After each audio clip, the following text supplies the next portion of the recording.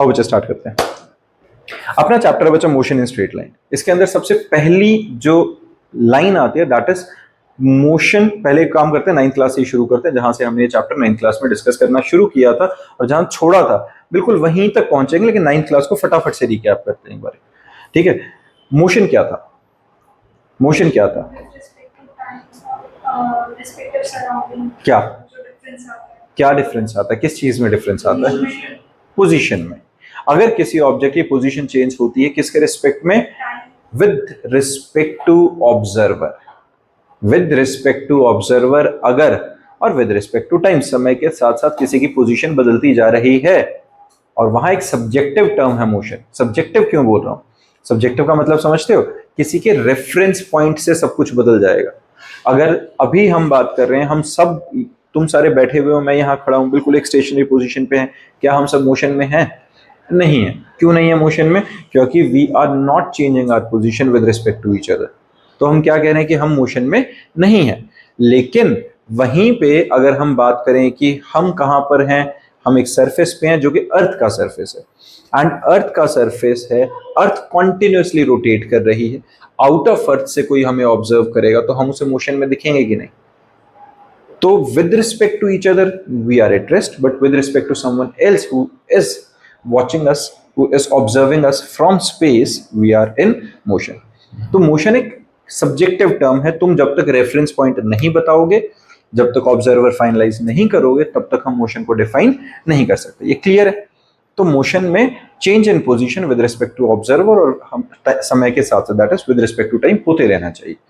अब आता है मोशन को जब हम पढ़ना शुरू करते हैं, यहाँ पे कुछ टर्म्स हैं बच्चे। मैकेनिक्स।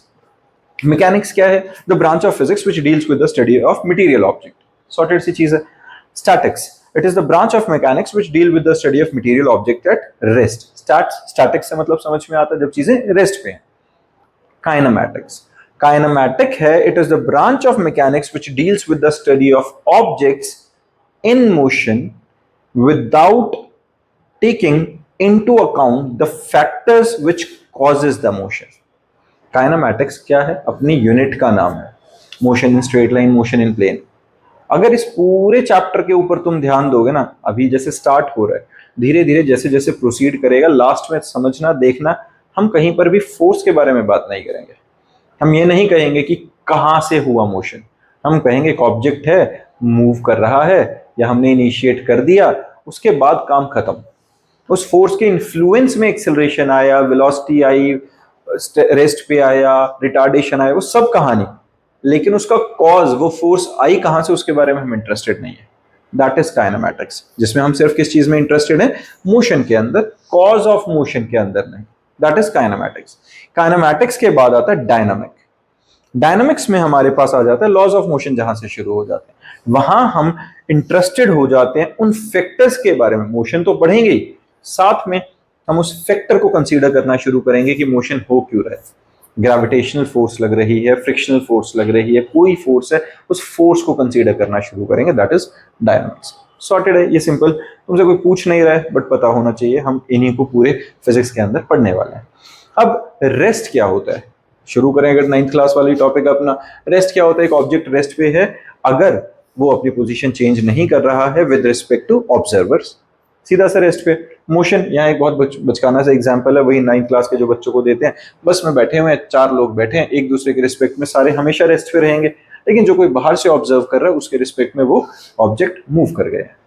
सिंपल है, ऑब्जर्वर की रिस्पेक्ट की वजह से। अब यहाँ ऑब्जेक्टिव हुआ कि नहीं मोशन? अंदर वालों के हिसाब से सब रेस्ट पे ही है थ्रू आउट, और बाहर वाले के हिसाब से पूरा ही सिस्टम मोशन में था। सिंपल बात है ये, किसी को परेशानी तो नहीं है। अब मोशन शुरू होता है। मोशन क्या है? An object is said to be in motion if it changes its position with time. ठीक है, an object is said to be in motion if it changes its position with time with respect to its surrounding. अब यहां type of motion की बात आती है, तो सबसे पहला आता है बच्चा रेक्टिलिनियर और ट्रांसलेटरी मोशन। अब रेक्टिलिनियर मोशन क्या होता है? अ पार्टिकल और अ point mass body moves along a straight line. एक शब्द आ गया है, point mass body. Point mass body क्या होती है? जो पॉइंट की तरह रिप्रेजेंट करी जा सके। सिंपल बात है, जो पॉइंट की तरह रिप्रेजेंट करी जा सके। अब पॉइंट की तरह मैं कैसे रिप्रेजेंट करूं? मैं किसी भी ऑब्जेक्ट को पॉइंट की तरह रिप्रेजेंट कर दूं ऐसा, है ना? एक्चुअल में पॉइंट की तरह हम कैसे रिप्रेजेंट करेंगे? अगर मैं तुम्हें कहूं गूगल मैप्स पे ट्यूशन को देखते हैं, S2C हम गूगल मैप पे सर्च करते हैं तो वहां पे दिख जाएगा, क्लियर है?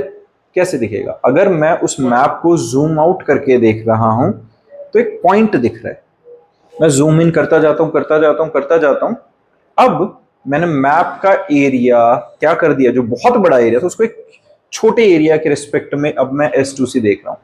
अब जैसे ही मैंने छोटे एरिया के रिस्पेक्ट में देखा, जो हमारे सराउंडिंग के आसपास के हिसाब से within 500 metre square 1 kilometre के हिसाब एरिया के हिसाब से जितना मैंने देखा, अब वहां पे S2C एक बिल्डिंग की तरह दिखेगी, वहां पॉइंट नहीं आएगा। वहां बड़ा हुआ कि नहीं उसका साइज?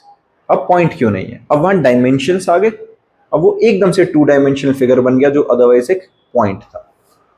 कहानी क्या हुई? कहानी आती है जब अगर मैं यहां से निकलता हूं और मैं कहता हूं कि भाई मैं पूरे इंडिया का चक्कर काट के आऊंगा अपनी बुलेट पे, मैंने करी बुलेट स्टार्ट, मैं पूरे इंडिया का चक्कर काट के आ रहा हूं, कितने किलोमीटर्स? बहुत सारे, बहुत सारे, कितने सारे मेरे को आइडिया नहीं, अप्रोक्सीमेट मान लेते हैं, चलो मान लिया 4000 किलोमीटर मैं चक्कर काट के आ गया। थक गया हूँ, बीच में से आ गया हूँ, जब ज्यादा होंगे तो श्रीलंका घुमाया, जो भी हुआ होगा, मुद्दा ये है। लेकिन 4000 किलोमीटर मान लेते हैं फिलहाल, ठीक है? श्रीलंका गया कैसे बुलेट पे, वो कहानी अलग। लेकिन कहानी हम बात क्या कर रहे हैं? अगर मैं 4000 किलोमीटर किस चीज पे गया? बुलेट। बुलेट का साइज कितना है? बुलेट का साइज है कितना? मुश्किल से होगा 3 मीटर, 2-2.5 मीटर या 3 मीटर, मैं तो बहुत खींच के कह रहा हूं 3 मीटर, ठीक है? तो क्या 3 मीटर 4000 किलोमीटर से कंपेरेबल भी है? कोई कंपैरिजन नहीं है। When the distance traveled by the object is extremely large, इतना लार्ज कि जब हम उसे ड्रॉ करेंगे तो वो बुलेट एक पॉइंट की तरह ट्रैवल करेगी, एक स्ट्रेट लाइन, ठीक है? इवन अब बुलेट की जगह मैं बुलेट को हटाता हूं, गाड़ी रख लेते हैं अपने, कि अगर हम गाड़ी रख लेते हैं वहां पे तो गाड़ी के अंदर क्या होगा? अब गाड़ी के भी देखो 4 टायर्स हैं, विड्थ है उसकी अपनी, जब वो गाड़ी चल रही है, लेकिन अगर वो 4000 किलोमीटर का डिस्टेंस ट्रैवल करेगी, क्या उसकी विड्थ मायने रखेगी? नहीं रहेगी। वो भी हम एक स्ट्रेट लाइन से ही बनाएंगे, पॉइंट ही बनाएंगे गाड़ी के नाम का। तो जब अपने साइज के कंपैरेटिवली जो distance travelled by the object है वो एक्सट्रीमली लार्ज हो जाता है, तो हम उस ऑब्जेक्ट को क्या कहते हैं? Point mass object. अब मैंने वही गाड़ी, मैंने कहा यहां से जीरकपुर चलते हैं, यहां से चलते हैं हम कोई 5 किलोमीटर दूर। अब 5 किलोमीटर के हिसाब से तो गाड़ी का जो विड्थ है, गाड़ी के जो डायमेंशन है, वो कंपेरेबल हो गई है, कंसीडरेबल हो गई है। तो अब मैं गाड़ी कैसे बनाऊंगा? पूरा से ट्रैक बनाऊंगा, भाई अगले टायर और पिछले टायर ऐसे निशान बनाते हुए गए, तो वहां वो पॉइंट मास नहीं है। अब वो कैसा हो गया? जब distance travelled by the object comparable to size of object हो जाता है, तो उसको हम क्या कहते हैं? Non point mass. लॉजिक समझ में आ रहा है? कंसेप्ट विजुलाइज कर पा रहे हो ना इसके साथ कि पॉइंट मास का लॉजिक क्या है? ठीक है। अब अगर पॉइंट मास है, अब समझना एक और, अगर यही है, इसको समझना, मैं मार्कर से एक लाइन ड्रॉ कर रहा हूं सिंपल। अगर मैंने ये लाइन ड्रॉ करी है बस इतनी, तो ये एक स्ट्रेट लाइन है, बिल्कुल है। लेकिन अगर मैं इसको जूम करूं, जैसे मैं यहां पे ये काम करता हूं, मैं स्क्रीन पे करता हूं, वो थोड़ा आसान हो जाएगा मेरे लिए, ठीक है? यहां पर इस लाइन पे ध्यान दो, ये एक स्ट्रेट लाइन है, कितने डायमेंशन में? ये 2 डायमेंशंस में, क्योंकि इसकी विड्थ भी है और इसकी लेंथ भी है, ये रेक्टेंगल बन गया। तो इसके जितने भी कॉन्स्टिट्यूएंट पार्टिकल्स हैं वो बिल्कुल एक दूसरे के साथ पैरेलल मोशन में चले होंगे कि नहीं? जितने भी कॉन्स्टिट्यूएंट पार्टिकल्स, अगर मैं इसको गाड़ी की तरह कंसीडर करूं, तो गाड़ी कैसे चल रही है? जब गाड़ी चल रही है तो उसके सारे पैसेंजर्स एक दूसरे के पैरेलल में मूव कर रहे हैं, ऐसे ही होगा। लेकिन अगर मैं इसी को बहुत एक बड़ी लाइन बना देता, बहुत लंबी लाइन, और इस लंबी लाइन अगर हम कर देंगे तो हमारे पास क्या आएगा? तो उस वक्त ये पूरी जो एक गाड़ी है वो एक पॉइंट से रिप्रेजेंट करी जाएगी, तो वहां पर हम वो पैरेलल लाइंस वाला कंसेप्ट ही नहीं लेंगे। क्लियर है? अब देखो, अब हमारे पास मोशन में जब हमने रेक्टिलिनियर मोशन की बात करी है, ट्रांसलेटरी मोशन की बात करी, हमने क्या कहा? अ पार्टिकल और अ point mass body moves along a straight line. अब वही चीज स्ट्रेट लाइन में मूव कर रही है, लेकिन अब पॉइंट मास नहीं है। अगर पॉइंट मास नहीं है, a body which is not a point mass is moving such that it's all its constituent particles moving simultaneously along parallel lines and all the constituent particles cover equal distance in equal interval of time. तो ऐसा चला कि नहीं है? बिल्कुल clear है कि नहीं? किसी को इस बात में प्रॉब्लम तो नहीं है बच्चे? अंश सॉर्टेड है सबको? अब हमारे पास आता है सर्कुलर और रोटेटरी मोशन। सेम तरह की कहानी। सर्कुलर मोशन क्या होगा? A point mass object moving on a circle about a fixed point which is the centre of circle. इस सेंटर के अराउंड एक पॉइंट मास ऑब्जेक्ट घूम रहा है, हमने क्या सर्कुलर है। Rotatory motion, a body which is not a point mass is moving such that all its constituent particles moves simultaneously in concentric circles. Concentric circles में क्यों घूमेंगे भाई? देखो, अगर मैं एक सर्कल की बात कर रहा हूं, मेरे इस हाथ पे ध्यान देना, ये मेरा सेंटर है। अगर ये हाथ सर्कुलर मोशन में है तो इसका इसका इसका यहां अगर मैं बहुत सारे पॉइंट्स बना लूं, हर पॉइंट का सेंटर एक रहेगा, और अगर मैं गोल घूमूंगा तो कंसेंट्रिक सर्कल्स बन जाएंगे कि नहीं, जो कि अदरवाइज एक पॉइंट मास ऑब्जेक्ट नहीं है। अगर यही हाथ मैं कहूं कि बहुत बड़े रेडियस के रिस्पेक्ट में लेता, तो क्या ये डिस्टेंस मैटर करता? नहीं करता, वो पॉइंट मास की तरह होता और सिर्फ एक सर्कल उस मोशन को रिप्रेजेंट करता। अगर एक सर्कल रिप्रेजेंट करता सर्कुलर होता। अगर मल्टीपल सर्कल्स लग रहे हैं उसको रिप्रेजेंट करने के लिए और कंसेंट्रिक सर्कल्स आ रहे हैं तो क्या होगा? रोटेटरी मोशन आ जाएगा। क्लियर है? डन है बच्चा ये? अब इसी के अंदर फिर हमारे पास ये ठीक है, rotation and shift through equal angle. Equal angle के थ्रू क्यों? क्योंकि अल्टीमेटली एंगुलर डिस्प्लेसमेंट तो हर बार सर्कुलर मोशन में सेम रहेगी कि नहीं? ठीक। अब आता है ऑसिलेटरी और वाइब्रेटरी। पता है अपने को ऑसिलेटरी और वाइब्रेटरी क्या होता है? एक पार्टिकल जिस टाइम पे दो मीन, मतलब एक मीन और दो एक्सट्रीम्स के बीच में कॉन्टिन्यूसली मूव करता रहेगा, तो हम क्या कहेंगे? ये ऑसिलेटरी या फिर वाइब्रेटरी मोशन है। सॉर्टेड, सिंपल चीज। अब एक टर्म आती है frame of reference. Frame of reference क्या है? अब फ्रेम ऑफ रेफरेंस समझने की जरूरत पहली बात तो क्यों है? मैंने कहा एक ऑब्जेक्ट अपना पोजीशन चेंज कर रहा है। कैसे चेंज कर रहा है? अगर यहां से एक ऑब्जेक्ट उठ के इधर गया, इधर से इधर गया, तो कोई अगर ऑब्जर्वर यहां है तो उसके पास आया, कोई ऑब्जर्वर वहां से देख रहा है तो उसके हिसाब से कोई अलग डिस्टेंस चेंज हुआ है। मेन कहानी क्या है? जब तक हम एक रेफरेंस नहीं लेंगे कि किस तरीके से चेंजेस आ रहे हैं, हम मोशन को डिफाइन ही नहीं कर सकते। तो मोशन को डिफाइन करने के लिए मेरे को दो चीजें चाहिए। एक, जिसके रिस्पेक्ट में मैं उसकी पोजीशन बता सकूं। दूसरा, जिसके रिस्पेक्ट में उस चेंज इन पोजीशन को बता सकूं। क्या है? एक समय, एक कोऑर्डिनेट्स, एक टाइम और कोऑर्डिनेट, सिस्टम ऑफ कोऑर्डिनेट। तो उन्हीं को हम क्या कह रहे हैं बच्चा? Frame of reference. Frame of reference हमारे पास क्या रहेंगे? ध्यान से देखना।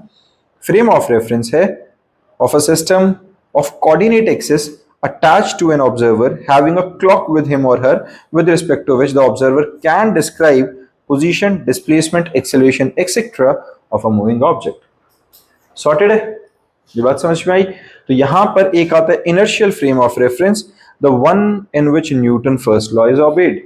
नेक्स्ट आता है नॉन इनर्शियल, जिसके अंदर न्यूटन फर्स्ट लॉ ओबे नहीं किया जाता। ये दो तरह के फ्रेम ऑफ रेफरेंस, एक इनर्शियल, एक non inertial frame of reference. Clear है?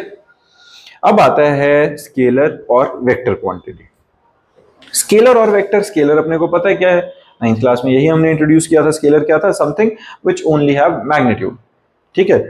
वेक्टर क्या होता है? जिसका मैग्नीट्यूड और डायरेक्शन दोनों होती है। सिंपल एग्जांपल के तौर पे यहां देखो, अगर एक ऑब्जेक्ट यहां से घूम के इधर आया तो उसने let's assume total distance 10 kilometre cover किया, क्योंकि उसकी कोई भी डायरेक्शन स्पेसिफाइड नहीं थी। हर पॉइंट पे उसकी डायरेक्शन अलग है। डायरेक्शन कैसे निकलती है किसी भी मोशन की? टेंजेंशियल टू द कर्व, है ना? अगर मैं टेंजेंट डायरेक्शन में बना दूंगा, टेंजेंट बना दूंगा, तो हर बार उसकी क्या आएगी? डायरेक्शन आएगी। तो तुम्हें दिख रहा है यहाँ पे हर पॉइंट पे क्या आएगी? एक अलग डायरेक्शन आ जाती है।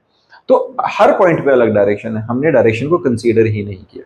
तो ओवरऑल डिस्टेंस ट्रैवल किया उस वेरिएबल डायरेक्शन के साथ, that is distance, scalar quantity. लेकिन जब वो फाइनल पोजीशन पे पहुंचा ए से बी, तो मैंने कहा यहां से यहां पहुंचा है। अब अगर शॉर्टेस्ट डिस्टेंस मुझे बताना है तो मुझे डायरेक्शन बतानी ही बतानी पड़ेगी, और एक फिक्स डायरेक्शन होगी। The shortest distance between the two point is displacement. अब डिस्प्लेसमेंट क्या हुई? It is the distance with direction. It is the distance with direction, and जिसकी डायरेक्शन भी डिफाइन होगी और मैग्नीट्यूड भी डिफाइन होगा, उसको हम क्या कहते हैं? डिस्प्लेसमेंट। और उसको क्या कहेंगे? Vector quantity. क्लियर है? वेक्टर क्वांटिटी क्या होता है? Something which have magnitude as well as direction. Displacement, displacement पता चल गया हमें, shortest distance between the two point, velocity, displacement by time. Since displacement vector quantity है तो वेलोसिटी भी क्या होगा? Vector quantity. Acceleration, change in velocity upon time taken, again velocity vector है तो एक्सीलरेशन भी क्या होगा, वेक्टर क्वांटिटी। बात समझ में आई है। Speed distance upon time, distance हमारे पास स्केलर था तो स्पीड भी स्केलर थी। डिस्टेंस नेगेटिव में नहीं हो सकता क्योंकि स्केलर क्वांटिटीज का मैग्नीट्यूड होता है, एंड मैग्नीट्यूड एक न्यूमेरिकल वैल्यू है जो डे टू डे लाइफ की एक फिजिकल क्वांटिटी को रिप्रेजेंट करिए, it can never be in negative. Similarly ना डिस्टेंस नेगेटिव है ना स्पीड नेगेटिव है, बट डिस्प्लेसमेंट नेगेटिव हो सकता है क्योंकि वो डायरेक्शन कॉन्शियस है। इधर का डिस्प्लेसमेंट पॉजिटिव है तो उसके बिल्कुल ऑपोजिट डायरेक्शन का नेगेटिव होगा। इधर की स्पीड अगर वेलोसिटी पॉजिटिव है तो उसके ऑपोजिट डायरेक्शन की वेलोसिटी नेगेटिव हो सकती है, सीधी सी बात है। अब आता है uniform motion. Uniform motion, non uniform motion, सीधा सा समझने के लिए एक बच्चों वाला एग्जांपल लेते हैं। भाई हमारे पास है कछुए और खरगोश की रेस। कछुए और खरगोश की रेस में हमने यूनिफॉर्म और नॉन यूनिफॉर्म को ही समझा था, याद करो। जिस टाइम पे कछुए भाई साहब की और खरगोश जी की रेस लगी थी तो क्या था, जो सबसे पहले पहुंचेगा वो जीत जाएगा। ठीक है, समय के साथ साथ उनको अपनी पोजीशन चेंज करनी थी कॉन्टिन्यूसली या डिसकॉन्टिन्यूसली, वो उन्होंने डिसाइड किया। क्या हुआ, इधर को इनकी चेंज होनी थी पोजीशन चेंज होनी है मीटर्स में, टाइम चेंज होना है सेकंड्स में, सॉर्टेड।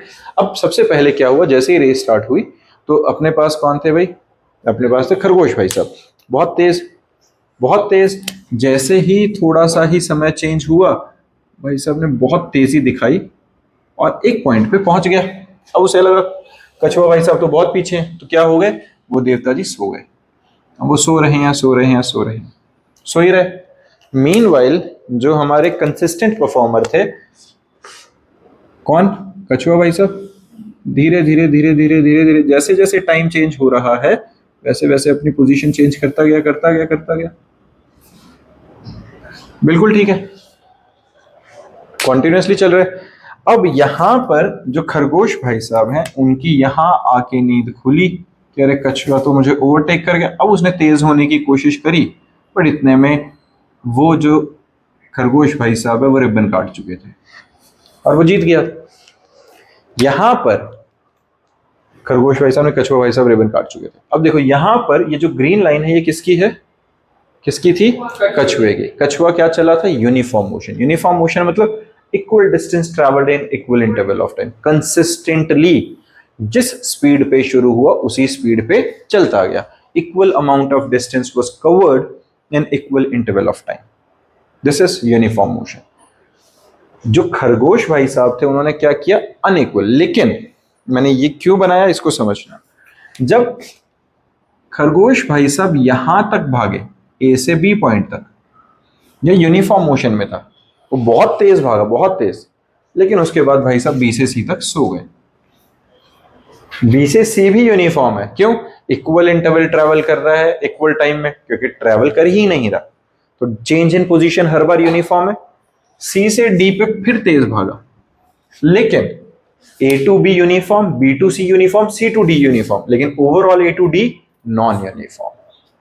ठीक है, ए टू सी भी non uniform, A to B एक टाइप का यूनिफॉर्म, इसके यहां इस मोशन में यूनिफॉर्म है, यहां यूनिफॉर्म है, यहां यूनिफॉर्म है, ओवरऑल नॉन यूनिफॉर्म मोशन, क्योंकि अनइक्वल डिस्टेंस वो travelled in equal interval of time. Sorted है ये हमारे पास। हाँ, बी से सी में जा ही कहां रहा, बी से सी में पोजीशन चेंज हुई है, बताओ। बी से सी में वो सो रहा है इसी पोजीशन पे, जीतता कब, जब वो वहां पहुंचता। तो ये यूनिफॉर्मली एक्सीलरेटेड मोशन में अगर मैं पोजीशन और टाइम का ग्राफ बनाऊंगा तो कैसा बनेगा, तो हमारे पास कैसा ग्राफ बनेगा बच्चा, ऐसा क्यों, शुरू में कम टाइम में कम डिस्टेंस ट्रेवल, अगले सेम टाइम में ज्यादा डिस्टेंस ट्रेवल हुआ कि नहीं, अगले सेम टाइम में बहुत ज्यादा डिस्टेंस और अगले सेम टाइम में तो बहुत ही ज्यादा। तो क्या हो रहा है, वेलोसिटी इंक्रीज होती जा रही है। तो ये क्या हो रहा है, अगर यूनिफॉर्मली वेलोसिटी इंक्रीज हो रही है तो वो क्या बन गया, यूनिफॉर्मली एक्सीलरेटेड मोशन। ये हमने ऑलरेडी कब करा था भाई, 9th क्लास के अंदर सारे ग्राफ पढ़े थे। एवरेज स्पीड का formula total distance by total time taken, average velocity total displacement over time taken, instantaneous speed delta x by delta T. Delta क्या रिप्रेजेंट करता है, बहुत छोटा चेंज, इतने से टाइम के अंदर कितना पोजीशन में चेंज आया, तो किसी इंस्टेंट की वेलोसिटी, ठीक है, velocity at that instant which is dx by dt, small change in position upon small change in time such that the time taken is approaching to zero, it almost equal to zero, it is almost equals to zero, इतना छोटा time, ठीक है। उतने से समय में जितनी position change करेगा वो क्या होगा, उस सर्टेन इंस्टेंट के वेलोसिटी। ये बचकानी बातें सारी पता ही है सबको। मेन कहानी है इसकी। ये क्या है, ये कलरफुल सा क्या ग्राफ बन गया हमारे पास पोजीशन और टाइम के बीच में। पोजीशन और टाइम के बीच में ये हमारा ग्राफ क्या रिप्रेजेंट कर रहा है, जैसे जैसे समय बढ़ रहा है वैसे वैसे पोजीशन चेंज हो रही है, जैसे जैसे समय बढ़ रहा है वैसे वैसे पोजीशन, जैसे जैसे समय बढ़ रहा है वैसे वैसे पोजीशन हो रहा है कि नहीं। तीनों पैरेलल लाइंस है, इसका मतलब तीनों की रिलेटिव वेलोसिटी कितनी है, जीरो। अगर position time graph parallel line से रिप्रेजेंट होता है तो इसका मतलब उनकी रिलेटिव वेलोसिटी हमेशा क्या होती है, जीरो। सॉर्टेड है। फिर हमारे पास है भाई position time graph of uniformly motion in one dimension. ये फिर कहानी वही यूं की यूं क्या थी हमारे पास, जो हमने 9th क्लास में किया था। मैं फटाफट से ग्राफिकल मेथड, देखो अब आना नहीं चाहिए क्योंकि ग्राफिकल मेथड तुमने 9th में कर लिया था, जिसने नहीं किया है अभी समझ लेना। वैसे एग्जामिनल पॉइंट ऑफ व्यू से कैलकुलस मेथड ज्यादा इंपॉर्टेंट है जो हम करेंगे। अभी के लिए ग्राफिकल मेथड बहुत बेसिक सी बात है। देखो सबसे पहले एक सिंपल चीज पता है सबको, अगर मुझे डिस्प्लेसमेंट निकालनी है तो area under velocity time graph हमेशा क्या देगा, displacement. Area under velocity time graph, displacement होता क्या है, वेलोसिटी इनटू टाइम, यही होगा। Velocity is equal to distance by time, displacement by time, cross multiply करो, displacement is equal to velocity into time. तो अगर मेरे पास मान लो यहां से, देखो मैं शुरू कर रहा हूं, ऐसे ही अपना ग्राफ बना, यहां को क्या है बेटा, टाइम, जो कि किस में है, सेकंड्स में। इधर को क्या है, पोजीशन, जो कि किस में है, मीटर्स में। ओके, अब देखो क्या बना रहा हूं मैं, वेलोसिटी टाइम ग्राफ बनाना है, पोजीशन नहीं वेलोसिटी लिखो। क्या आएगा, वेलोसिटी किस में आएगी, मीटर पर सेकेंड में, ठीक बात है। अब देखो इनिशियल वेलोसिटी क्या आ गई है बच्चा, इनिशियल वेलोसिटी आई है यू। मतलब जब हमने मोशन वाले ऑब्जेक्ट को ऑब्जर्व करना शुरू किया, वो ऑब्जेक्ट ऑलरेडी किसी सर्टेन वेलोसिटी के साथ मूव कर रहा था, and that certain velocity was u meter per second. After certain time T वो वेलोसिटी बढ़ गई है और कितना पहुंच गई है, V meter per second. Done. कितने समय में पहुंची, टी समय में, टी सेकेंड्स के अंदर। इस चीज में किसी को परेशानी है भाई, हाँ जी, ये बात क्लियर है, ठीक। अब एक बात देखो, अगर मैं इसकी बात करूं, ये भी टी टाइम है, बिल्कुल ठीक है, और ये क्या है, वी माइनस यू, सीधी सी बात है ना।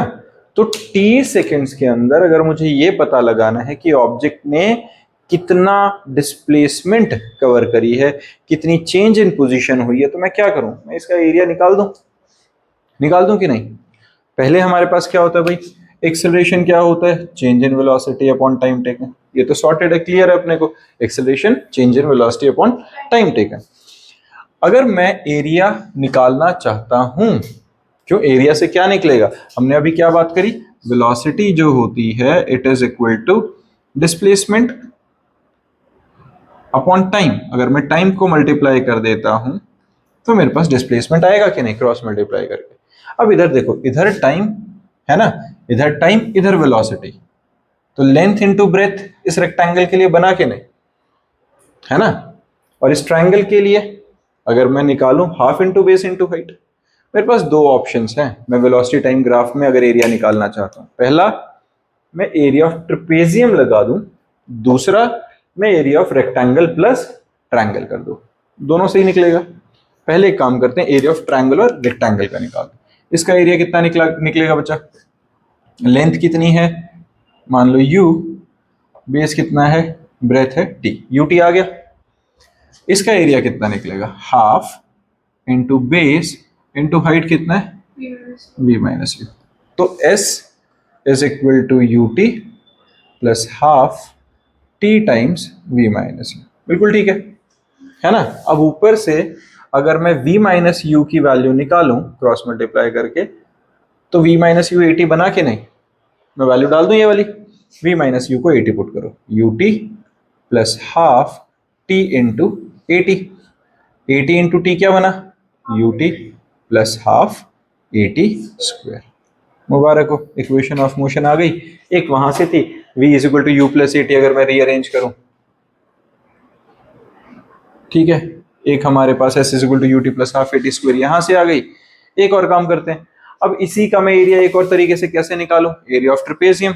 एरिया ऑफ ट्रेपेजियम क्या होता है बेटा, half into sum of parallel side. ये पैरेलल साइड u है और वो पैरेलल साइड कितना है, सम ऑफ पैरेलल साइड्स में क्या आएगा, u plus v minus u, क्या होता है, half into sum of parallel sides into perpendicular distance between the to.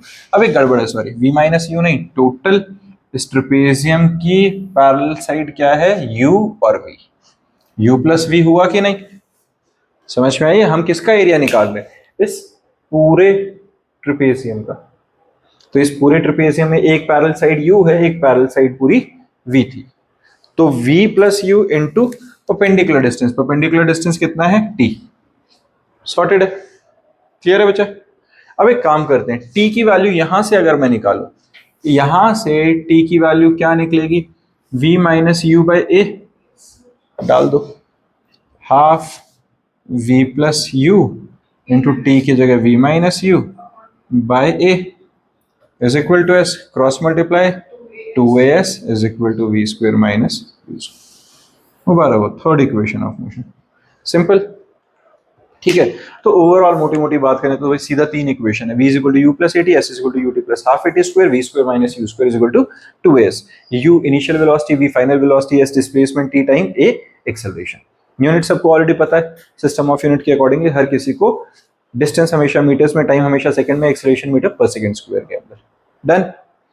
उसके बाद हमारे पास, अच्छा, रिलेटिव वेलोसिटी। रिलेटिव वेलोसिटी का कांसेप्ट समझ में आता है तुम्हें, क्या होता है, रिलेटिव वेलोसिटी होता है अगर हमारे पास, सिंपल सी बात करें, अगर हमारे पास एक गाड़ी जा रही है इधर, ठीक है, और एक दूसरी गाड़ी आ रही है इधर, एक की स्पीड है मान लो 60, एक की स्पीड है 50, दोनों एक दूसरे को क्रॉस करेंगे, जब वो क्रॉस करेंगे तो क्या वो एक दूसरे को बाय कर पाएंगे देख के क्यों नहीं, आई कांटेक्ट हो ही नहीं पाएगा, क्यों नहीं हो पाएगा, क्योंकि जब वो क्रॉस करेंगे वो एकदम से निकल जाएंगे, इधर की 60 इधर की 50, 60 माइनस 50, क्योंकि ऑपोजिट डायरेक्शन है कि नहीं।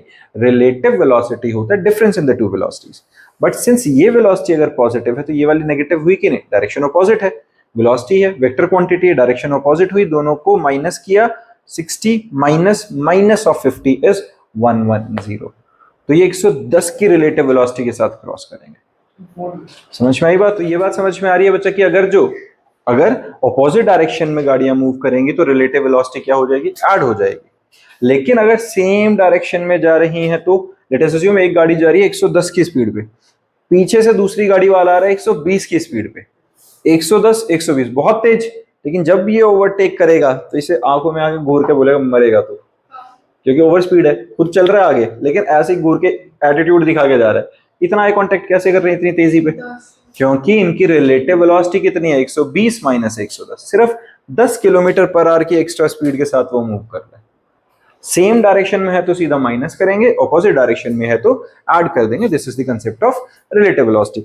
इतनी छोटी में चीजें खत्म नहीं होती हैं, क्योंकि वेक्टर्स आएगा आगे जाके मोशन प्लेन वगैरह में, उसमें हम बहुत ढंग से बहुत अच्छे से एक कंसेप्ट समझते हैं, ठीक है। एक छोटा सा क्वेश्चन तुम्हारे लिए, एक छोटा सा क्वेश्चन, हमारे पास एक सिंपल सा केस है, ठीक है, हमें एक ऑब्जेक्ट को ड्रॉप करना है और साइड से खड़े होके हमें उसे क्या मारनी है, गोली, ठीक है। हमें क्या, देखो हमने क्या कहा, यहां पर एक एप्पल को ड्रॉप करेंगे, ठीक है भाई, एप्पल लगा लो, बॉल लगा लो, जो भी है। यहां पे आदि भाई साहब हैं, ठीक है, शूटर, तीर कमान लेके खड़े हैं। अब यहां से ये मारेंगे तीर, शांत, बस भाई यार ऐसे नहीं है, बॉडी शेमिंग नहीं है, एक्चुअल में ड्राइंग ऐसे। अरे उसको तीर मारनी है, मेरी बात, हाथ से पकड़ा हुआ है, अब वो 2 डायमेंशन है, ये देखो प्रॉपर है। सुनो, अच्छा भाला नहीं है, तीर कमान, मैं बोल रहा हूँ इमेजिन कर लो, simple, let us consider this is तीर कमान, यहां से मारा एरो। अब एक बात बताओ, जब ये तीर मारेगा क्या इसके अगर बिल्कुल एक स्ट्रेट लाइन बना लेते हैं, लो यहां से बिल्कुल ऐसे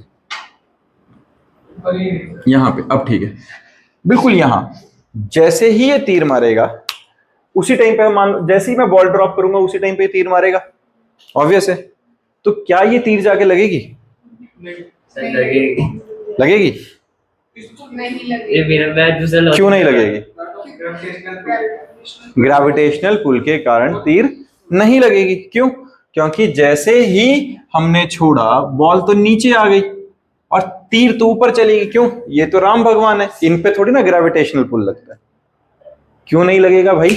जिस पुल के साथ ये बॉल नीचे आ रही है उसी पुल के साथ तीर भी तो नीचे आएगा। एक्सेलरेशन ड्यू टू ग्रेविटी तो दोनों पे सेम है, एक ही पॉइंट पे है, सीधा जाके लगेगी। समझ में आई ये बात? तो ये रिलेटिव मोशन का कंसेप्ट है। यहां पे एक टर्म आएगी सूडो वेलोसिटी, जो हम आगे जाके मोशन प्लेन में बहुत डिटेल में पढ़ेंगे। आज के लिए मोशन इन स्ट्रेट लाइन इतना ही करते हैं, बाकी ये डिफरेंशिएशन वाला कंसेप्ट है हम ऑलरेडी कर चुके हैं। याद है हमने किस में किया था? जीरो चैप्टर के अंदर, जो हमारा मैथमेटिकल टूल्स था, और उसमें हमने डिफरेंशिएशन को बहुत ढंग से समझा था। वहां ये डिस्प्लेसमेंट के न्यूमेरिकल्स करे थे। हर बच्चा कोशिश करना एक बार फिर अटेम्प्ट करना और उसको रिवाइज करके आएंगे। मोशन इन ये वाली जो हमारी डेरिवेशन है ये हम कर चुके हैं। अब distance travel in nth second से नेक्स्ट लेक्चर में स्टार्ट करेंगे। बच्चे लास्ट क्लास के अंदर हमने मोशन इन स्ट्रेट लाइन का ये सारा पार्ट कवर कर लिया था, जिसके अंदर हमने इक्वेशन ऑफ मोशन को ग्राफिकल मेथड से डिराइव किया था, और उसी के अंदर कुछ क्वेश्चन आए थे हमारे पास जो इस टाइप के डिफरेंशिएशन से रिलेटेड वेलोसिटी या एक्सेलरेशन निकालने वाले थे। इन क्वेश्चंस को हमने ऑलरेडी कवर किया था मैथमेटिकल टूल्स के अंदर।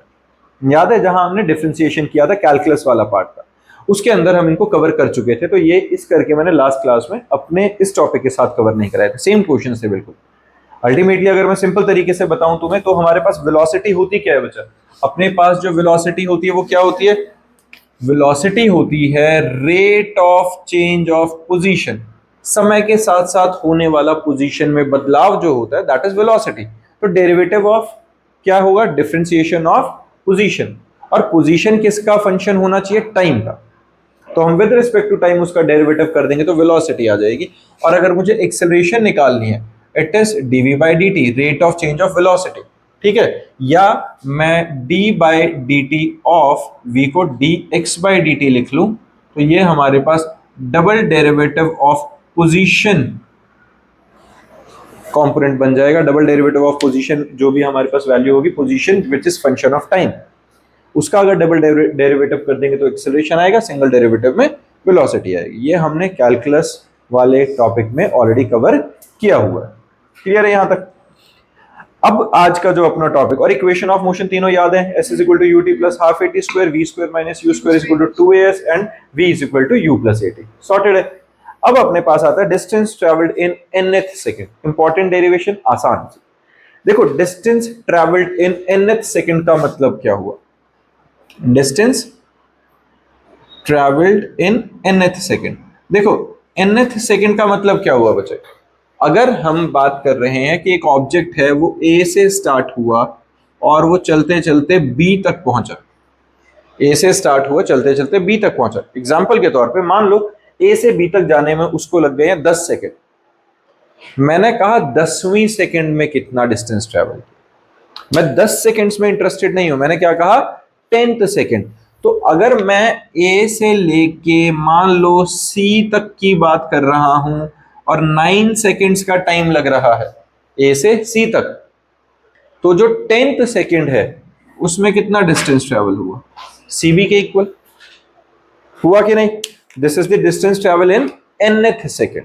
nth का मतलब अगर मैं डिस्टेंस ट्रेवल्ड इन n सेकंड में से डिस्टेंस ट्रेवल्ड इन n-1 सेकंड्स माइनस कर दूं, इन दोनों को माइनस कर दूं, तो मेरे पास distance travelled in nth second आ जाएगा कि नहीं? सिंपल बात है कि नहीं? मैंने कहा भाई 10 सेकंड में से 9 सेकंड वाले डिस्टेंस को माइनस कर दो, तो 10वें सेकंड में जितना डिस्टेंस ट्रेवल किया वो निकल जाएगा कि नहीं? किसी को परेशानी है इसमें?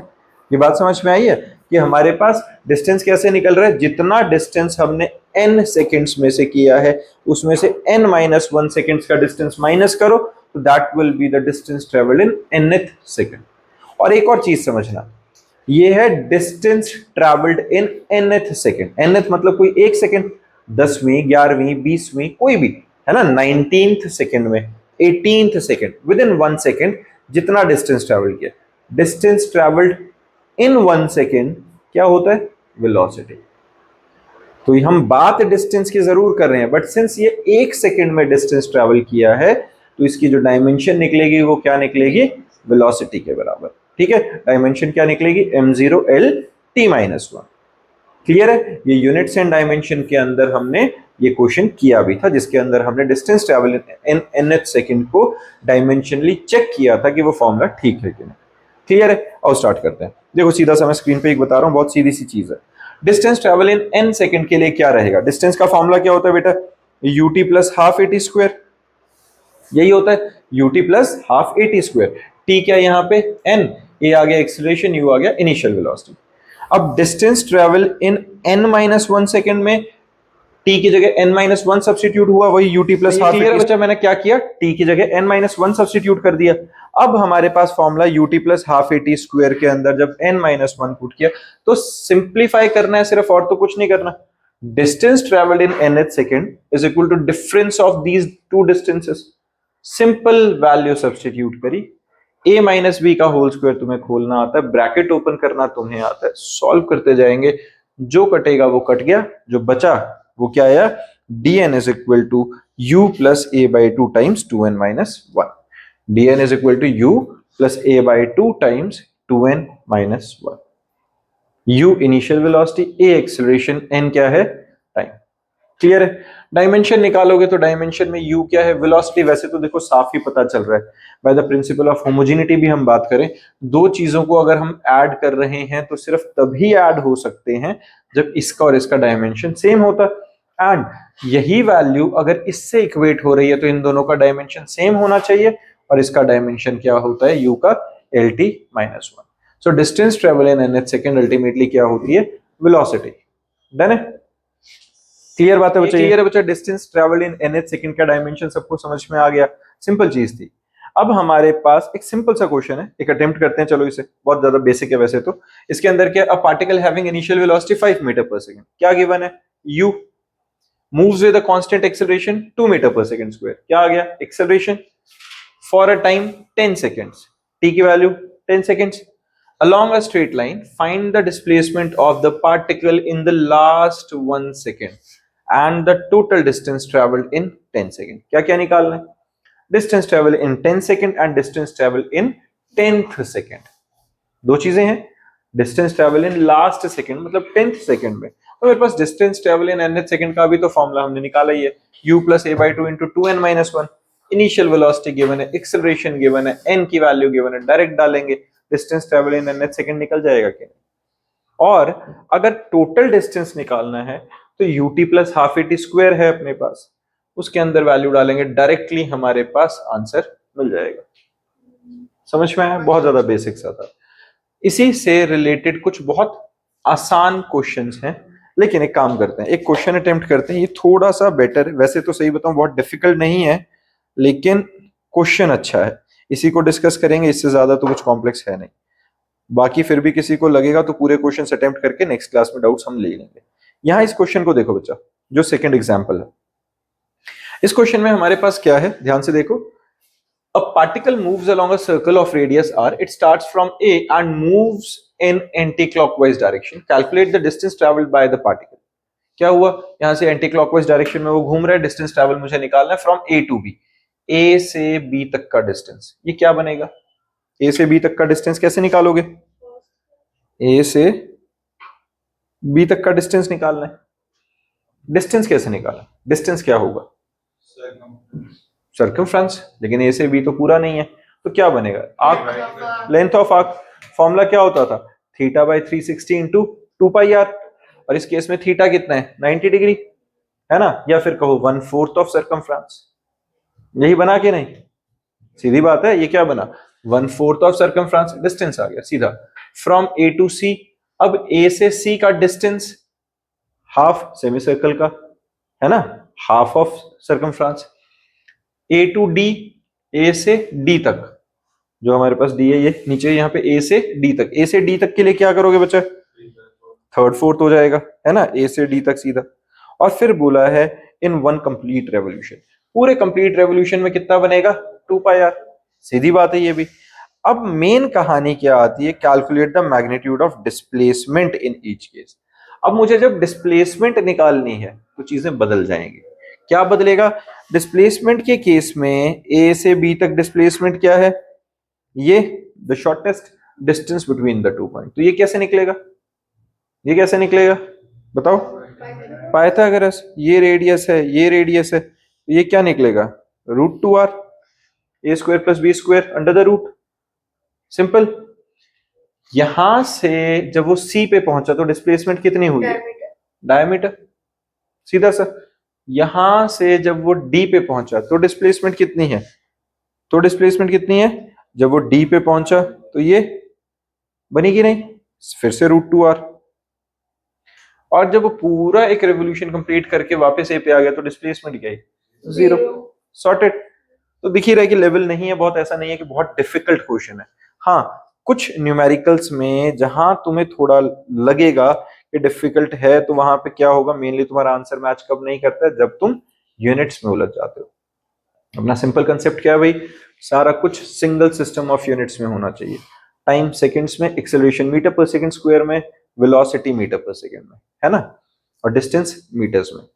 एक सिंगल सिस्टम ऑफ यूनिट के अंदर सारी यूनिट्स अगर रहेंगी तो सिंपल सिंपल सीधे से 3 तो इक्वेशन ऑफ मोशन और तो कुछ है ही नहीं, उनके अंदर वैल्यू डालो सीधा आंसर निकलेगा। बाकी इसके डाउट्स के साथ आगे डिस्कस कर लेंगे नेक्स्ट क्लास के अंदर। ये सारे क्वेश्चंस अटेम्प्ट करके रखने हैं, क्लियर है। ये हमारे पास क्या आ जाता है बच्चे, ये सारे न्यूमेरिकल्स दिख रहे हैं ना, ठीक है। ये वाले ग्राफिकल मेथड वाले काफी ज्यादा इंपॉर्टेंट है, हर बच्चा अटेम्प्ट करके रखेगा, इनको लाइटली मत लेना कि मैं बोल रहा हूँ इजी है, इजी और हो जाएंगे, करोगे तो हो जाएंगे, नहीं करोगे एकदम से कोई क्वेश्चन ऐसा आएगा जिसका आंसर तुम्हारा ठीक नहीं निकलेगा। ये ग्राफ वाले तो बहुत ज्यादा रिलेवेंट है तुम्हारे लिए। इसके बाद अपना टॉपिक आता है equation of motion by graphical method, last lecture में हमने ऑलरेडी डिस्कस कर ही लिया था। फ्री फॉल का कंसेप्ट पता है सबको क्या होता है, फ्री फॉल का कंसेप्ट क्या कहता है भाई, अगर किसी ऑब्जेक्ट को मैं ऊपर से नीचे गिराता हूं तो फ्री फॉल का कंसेप्ट क्या कहता है। अगर हमारे पास ये ऑब्जेक्ट है, मैं इसको ऊपर से नीचे गिरा रहा हूं तो ये क्या कह रहा है, फ्री फॉल का कंसेप्ट कहता है कि अगर एक ऑब्जेक्ट ऊपर से नीचे गिर रहा है तो ये यूनिफॉर्मली एक्सेलरेटेड मोशन है। क्यों, अगर एक ऑब्जेक्ट ऊपर से नीचे गिर रहा है तो कैसे गिर रहा है, under the effect of gravity, है ना। और जब ग्रेविटेशनल फोर्स उस पर लग रही है तो वहां ग्रेविटेशनल पुल है, अर्थ के केस में एक्सेलरेशन ड्यू टू ग्रेविटी, जिसकी value 9.8 metre per second square है। अप्रॉक्स समझने के लिए अगर मैं उसे 10 मान लूं तो एक फ्री फॉलिंग ऑब्जेक्ट की वेलोसिटी इनिशियली अगर 0 है तो 1 सेकंड बाद कितनी बढ़ गई, 10, उसके एक बाद 20, उसके 1 सेकंड के बाद 30, उसके बाद 40 एंड सो ऑन। इसी तरीके से वो कंटिन्यूअसली वेलोसिटी बढ़ती हुई आएगी क्योंकि वो यूनिफॉर्मली एक्सेलरेटेड मोशन में है। This is free fall. अब अगर मैं किसी ऑब्जेक्ट को अगेंस्ट द ग्रेविटी फेंकता हूं, अगेंस्ट द ग्रेविटी आते हुए क्या होता है, डी एक्सेलरेटिंग मोशन, ऑब्जेक्ट धीरे धीरे स्लो होता जाता है और फाइनल मैक्सिमम हाइट पे जाके वेलोसिटी क्या हो जाती है, 0।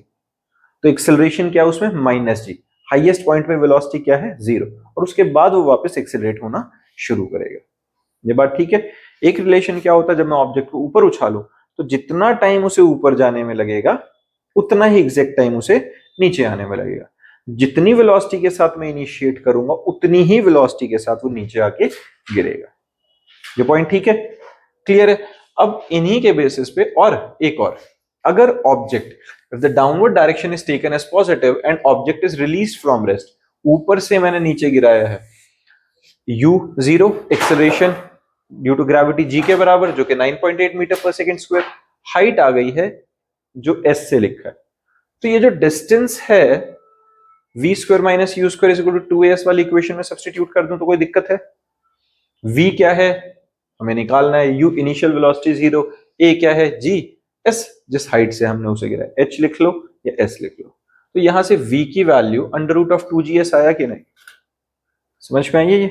ये फ्री फॉल के केस में हमेशा जिस हाइट से मैं ऑब्जेक्ट को गिराऊंगा तो 2 into g into s under the root जो वैल्यू आएगी that will be the final velocity with which the object will fall on the ground. अगर हमने ग्राउंड लेवल के ऊपर ही बिल्कुल उसे गिराया तो समझ में आई है। अगर मैं 10 मीटर की हाइट से गिराता हूं तो 10 मीटर की हाइट से नीचे गिरते हुए s की जगह 10 डाल दो, g हमारा 9.8 और इंटू 2 कर दिया, उसका स्क्वायर रूट करो, उस सर्टेन वेलोसिटी के साथ वो ग्राउंड पे आके गिर जाएगा। सिंपल कंसेप्ट है। तो मुद्दा क्या है, जो इक्वेशन ऑफ मोशन थी s is equal to u t plus half a t square, free fall के केस में a की जगह मैं g लिख दूंगा, s is equal to u t plus half g t square, v square minus u square is equal to 2s, v square minus u square is equal to 2gs लिख दो। Back side से आ जाओगे बच्चे एक बार चल के वहां, हाँ उधर से जाओगे ना, घूम के पीछे से रास्ता है, क्योंकि यहाँ से ये हिल जाएगा ना पूरा। ठीक है, ये बात समझ में आई है बच्चे तुम्हें, क्लियर है? तो यहां तक कंसेप्ट क्लियर है बच्चा अपना। अब equation of uniformly accelerated motion by calculus method.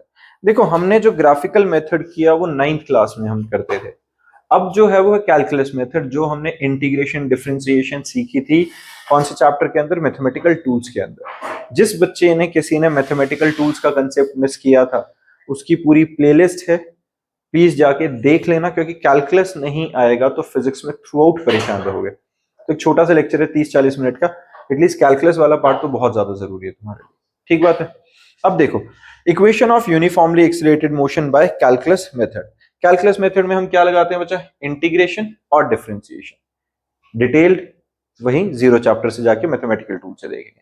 Formula सबको याद है थोड़े बहुत, है ना। इंटीग्रेशन का अगर मैं सीधा सा बेसिक फॉर्मूला की बात करूं तो हम सिर्फ पावर रूल बता रहा हूं मैं अभी, x raise to the power n का जब मैं इंटीग्रेशन करूंगा और लिमिट जा रही है a से b तक, तो क्या होता था, पावर एक इंक्रीज हो जाएगी, उसी पावर से हम डिवाइड कर देंगे और यहां आएगा a से b, और नेक्स्ट स्टेप में क्या होता है 1/n+1 जो कांस्टेंट वैल्यू इंटीग्रेशन के बाहर निकाली और x की जगह पे upper limit b raise to the power n+1 minus एक बार लोअर लिमिट सब्स्टिट्यूट करी, और ये हमारे पास क्या आ जाता है आंसर।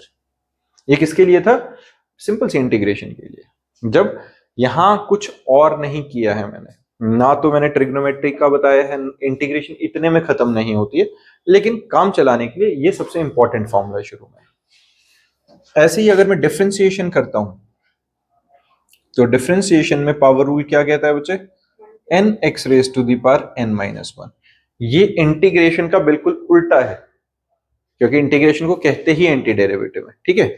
तो मैं फिर बता रहा हूं, मैं वापस से इंटीग्रेशन डिफरेंशिएशन पे नहीं जा रहा, उसका अलग से हम ऑलरेडी डिस्कशन कर चुके हैं, क्वेश्चंस कर चुके हैं, लेकिन इन फॉर्मूलाज के बेसिस पे अभी मैं कैलकुलस मेथड से तुम्हें इक्वेशन ऑफ मोशन डिराइव कराने वाला हूं। इंपॉर्टेंट है, पेपर में भी आएंगे, एग्जाम में मिलेंगे तुम्हें, सब्जेक्टिव पेपर के अंदर ये इक्वेशन ऑफ मोशन दे दी जाती है। कैलकुलस मेथड के अकॉर्डिंगली देखो होता है क्या बच्चे, कैलकुलस मेथड के अकॉर्डिंगली एक्सेलरेशन अगर मुझे निकालनी, मुझे इक्वेशन तक पहुंचना है, एक्सेलरेशन क्या होती है बच्चा, एक्सेलरेशन होती है change in velocity upon time taken, होता है कि नहीं, साथ के साथ नोट डाउन करते चलते हैं आज। एक्सेलरेशन होती है change in velocity upon time taken. किसी को इसमें परेशानी है तो सीधा है ना, मैं क्या निकाल रहा हूं, वेलोसिटी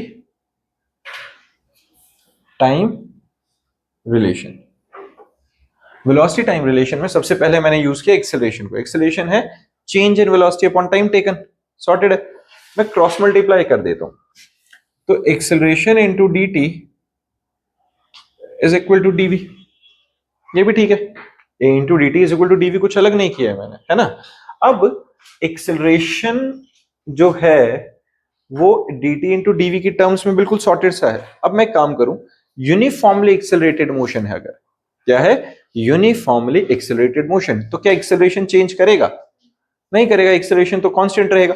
वेलोसिटी में चेंज आएगा, टाइम में चेंज आएगा, पोजीशन में चेंज आएगा, एक्सेलरेशन कांस्टेंट की तरह रहेगा कि नहीं, है ना। तो मैं अब इसको इंटीग्रेट कर देता हूं, टाइम की वैल्यू 0 से t, एक्सेलरेशन कांस्टेंट रहेगा, वेलोसिटी u से v तक जाएगी, किसी को दिक्कत, ऐसे ही रहेगा। अगर कांस्टेंट है तो इंटीग्रेशन के मैं बाहर भी लिख लूं तो कोई दिक्कत नहीं, और मैं ये 1 इंटू डी टी लिखूं।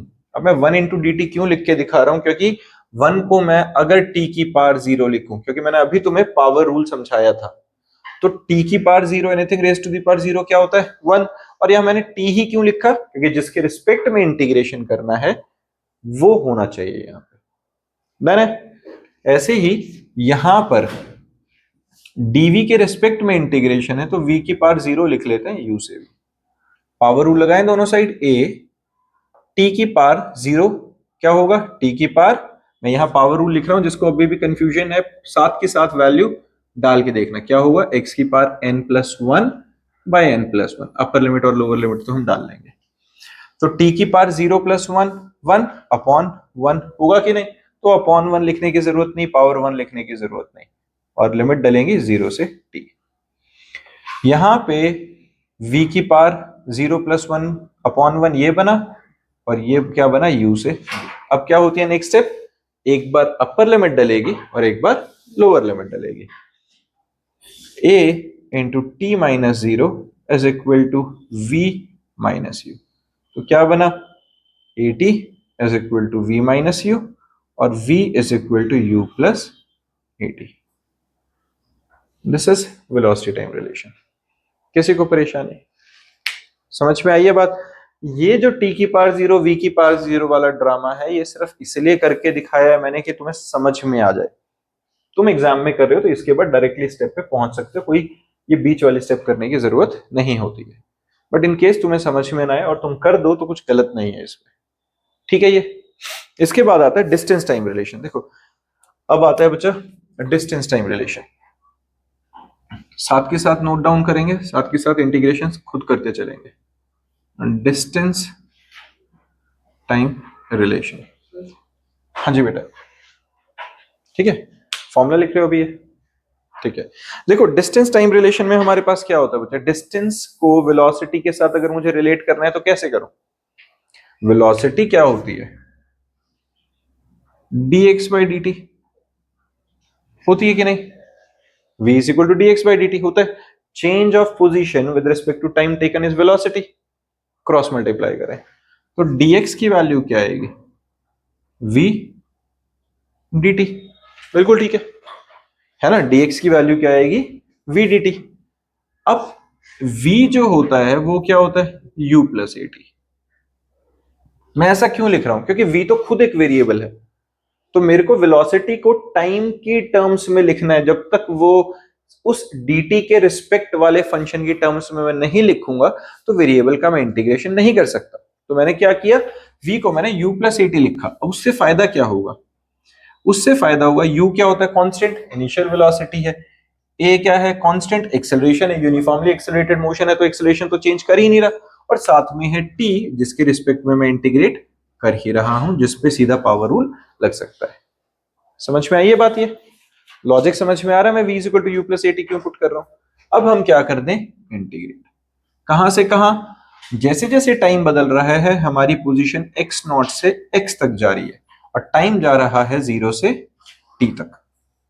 क्लियर है ये, ठीक बात है बच्चा।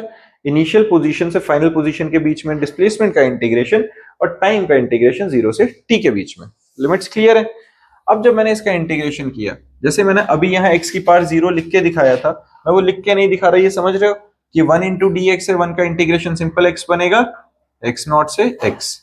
जिसको अदरवाइज भी अगर फिर भी परेशानी हो तो ये याद रखना, अगर मैं dx का इंटीग्रेशन करूंगा तो सीधा x आ जाता है, जिसके रेस्पेक्ट में इंटीग्रेशन कर रहे हैं सीधा लिख दो। वो हुआ क्या है, ऐसे ही वो पावर रूल लगा के रेज टू द पावर 0 लिख के, क्लियर है।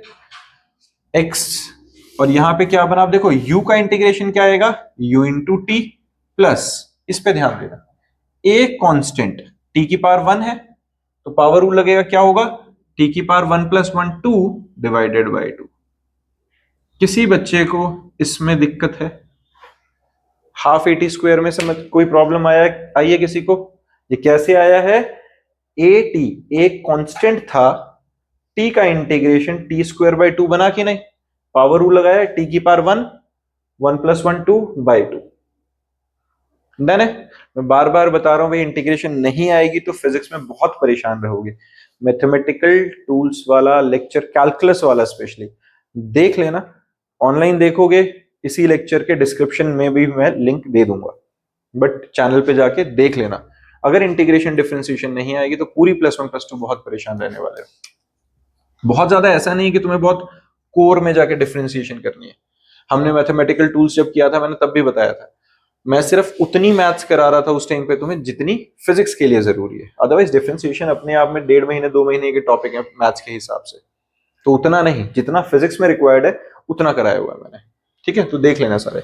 अब देखो यहां से upper limit minus lower limit x minus x naught is equal to u t plus half a t square by minus 0। ठीक है, टी की वैल्यू 0 डाली, समझ में आया? मैंने क्या किया, एक बार अपर लिमिट में टी की वैल्यू सब्स्टिट्यूट कर दी और एक बार टी की जगह 0 सब्स्टिट्यूट कर दिया। Upper limit minus lower limit, 0 डालूंगा तो u into 0 0 half 8 t square that is 0 का square by 2 is also 0। Done. अब x माइनस एक्स नॉट को मैं क्या लिख लूं, s final position minus initial position is equal to ut plus half a t square. Done. ये हमारे पास क्या आ गया, डिस्टेंस टाइम रिलेशनशिप। डन है बच्चे, क्लियर है? किसी को परेशानी इसमें? प्राची बच्चा समझ में आया सबको? आदि? डन। अब एक काम करते हैं, अब अगला करें, फिर है velocity displacement relation. Note down कर लिया सबने? देखो वेलोसिटी डिस्प्लेसमेंट रिलेशन, देखो जरा साथ में। अब वेलोसिटी डिस्प्लेसमेंट रिलेशन में हमारे पास क्या आएगा, वेलोसिटी डिस्प्लेसमेंट के लिए देखो वेलोसिटी रिलेट कैसे करेगी।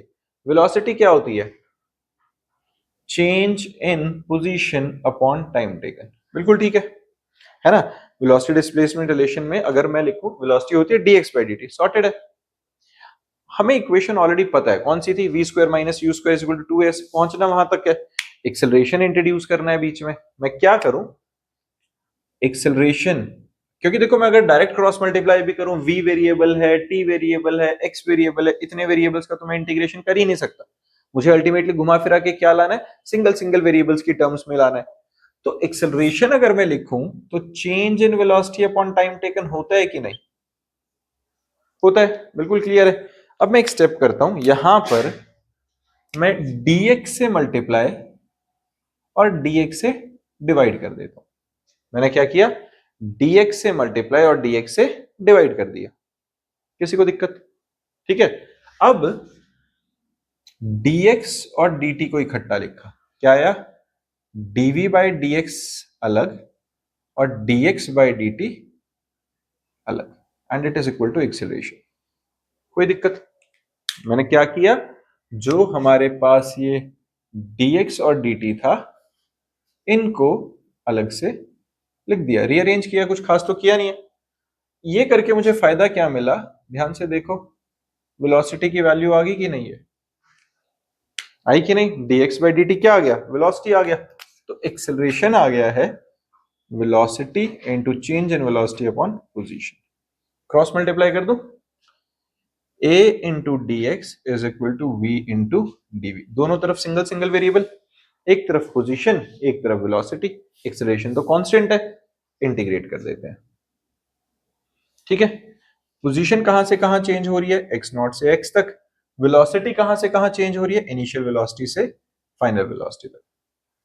ऐसे ही हो रहा है अंशुमन? पक्का सबको? ठीक है। अब a कांस्टेंट, dx का इंटीग्रेशन क्या बनेगा, x नॉट से x is equal to v का इंटीग्रेशन क्या बनेगा, v स्क्वायर बाय 2। समझ में आया ना, पावर रूल के अकॉर्डिंगली v की पावर 1 थी, 1 प्लस 1 2 बाय 2, u से v। लिमिट सब्सटीट्यूट करो, a into x minus x naught is equal to half, बाहर v की जगह upper limit minus lower limit. बात समझ में आई है ये? क्लियर है? अब x नॉट माइनस एक्स को मैं क्या लिख लूं, s is equal to half v square minus u square. 2 को cross multiply, 2as is equal to v square minus u square. तो v square minus u square is equal to 2as। ये हमारे पास आ गई है third equation of motion. Clear है बच्चा? कैलकुलस मेथड से इक्वेशन ऑफ मोशन डिराइव करनी तुम्हारी फर्स्ट टर्म के अंदर आएंगे। तो ये ढंग से प्रैक्टिस कर लेना, नोट डाउन कर लो, किसी को डाउट है तो पूछ लो। हाँ जी बेटा। क्यों लिख रहे हैं x और हाँ लिख लो, सेम बात है। देखो अगर तुम x और x नॉट की जगह, x क्या है फाइनल पोजीशन, x नॉट क्या है इनिशियल पोजीशन, मैं कहूं कि 0 से लेके s तक ही जा रहा है तो सेम चलेगा, कोई दिक्कत नहीं है, क्योंकि मैं ultimately x minus x naught को भी ऐसे लिखने वाला हूं। इसने एक्स नॉट को डायरेक्ट 0 पुट कर दिया और x को डायरेक्ट s पुट किया, कोई प्रॉब्लम नहीं है, वो सेम रहेगा। ठीक है, बुक्स अलग तरीके से करा देते हैं, टीचर्स अलग तरीके से कराते हैं, लेकिन अल्टीमेटली फाइनल गोल हमारा सेम रहेगा। ठीक, कर लिया नोट डाउन? ठीक है, जितने भी ग्राफ वाले क्वेश्चन है वो करेंगे, बेसिक क्वेश्चन से शुरू होते हुए एंड वाले तक पहुंचेंगे सारे। ठीक है, और फिर इसके डाउट्स डिस्कस करते हैं। एक बार हर बच्चा भी बैठ के क्वेश्चंस करेंगे, डाउट के साथ करेंगे। ठीक है, और नेक्स्ट क्लास में आने से पहले हमको ये सारे क्वेश्चंस करके आने ही आने हैं सबको। ठीक है, अभी के लिए डन।